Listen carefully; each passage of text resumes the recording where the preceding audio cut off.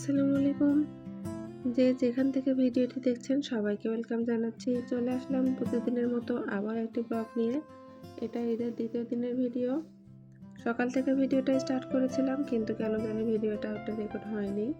তো নাস্তা করার বেশ কিছুক্ষণ পর থেকেই যে ভিডিওটা করেছি সেটাই রেকর্ড হয়েছে, মানে যে ভিডিওটা। তো সেটাই শেয়ার করছি আপনাদের সঙ্গে।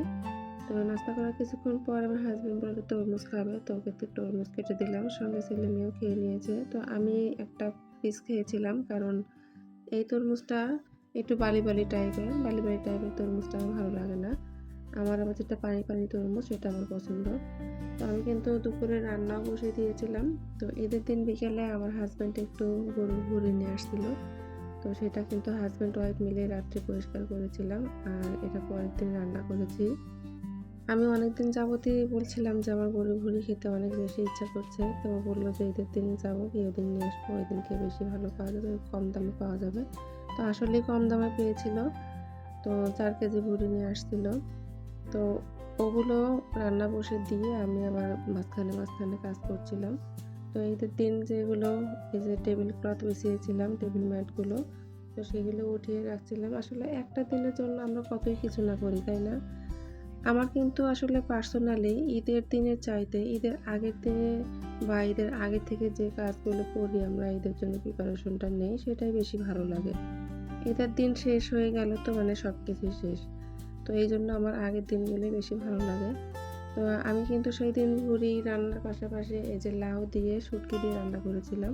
আর এই শুটকিটা দিয়েছিল আমার ছোট বোন। তো আমার মনেই ছিল না যে এই শুটকিটা আমার ঘরে আছে। আমি এরপরে আবারও কিনে নিয়ে আসছিলাম, তো সেগুলো শেষ। তারপরে সেদিন এই যে সব কিছু প্লাস্টিকের জিনিস ধুইতে গেছি, ধুইতে গিয়ে দেখি যে এটা একটা পটের মধ্যে শুটকিটা। তো রান্না করলাম সেটা দিয়ে লাউ। তো লাউ দিয়ে শুটকি কিন্তু খারাপ লাগে না। অবশ্যই আমাদের বগুড়ায় কখনো খাইনি এটা। আমার শ্বশুরবাড়ি আমার বড় যা রান্না করেছিল। তো তখনই আমার ভালো লাগছে। তারপর থেকে আমি রান্না করি এটা। আর আমার ছেলে যেহেতু ভুঁড়ি ভাজা খাবে না, ও খায় না কখনোই এগুলো। তো ওর জন্য একটু গরুর মাংস, মানে ঈদের দিনে গরুর মাংস ছিল, সেটাই ওর জন্য জাল করছিলাম। ওর গরু মাংস হলে আর কিছুই লাগে না।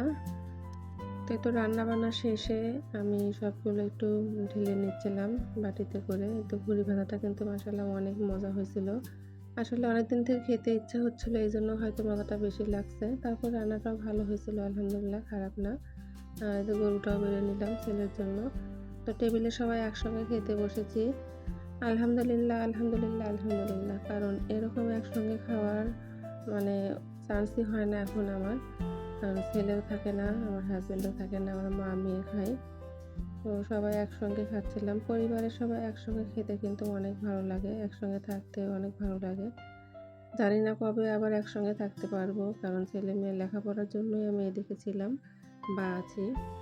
তো খাওয়া দাওয়া শেষে এই যে আবার যে বাসন-কুসনগুলো বের হয়েছিল সেগুলো আমি শুকিয়ে রাখছিলাম, সেগুলো উঠিয়ে নিচ্ছি। তো এই পর্যায়ে একটা লাইক চেয়ে নিব, যারা ইউটিউব থেকে দেখছেন একটা সাবস্ক্রাইব করে দেওয়ার পাশেই থাকবেন। আর এই কাজটি যারা অলরেডি করে দিয়েছেন তাদেরকে অসংখ্য ধন্যবাদ। ভিডিও শেষ পর্যায়ে চলে আসছি। আমার কথাবার্তার মধ্যে কোনো প্রকার ভুল ত্রুটি থাকলে একটু মার্জনা করে দিবেন প্লিজ, ছোট বোন মনে করে। তো এই ক্যাবিনেটে যেগুলো রাখার সেগুলো রেখেছি আর বাকিগুলো পাশের রুমে রেখেছি। আর এই যে হাঁড়ি পাতিলগুলো উঠিয়ে রাখলাম, আজকে এখানে রেখে দিচ্ছি। আল্লাহ হাফেজ।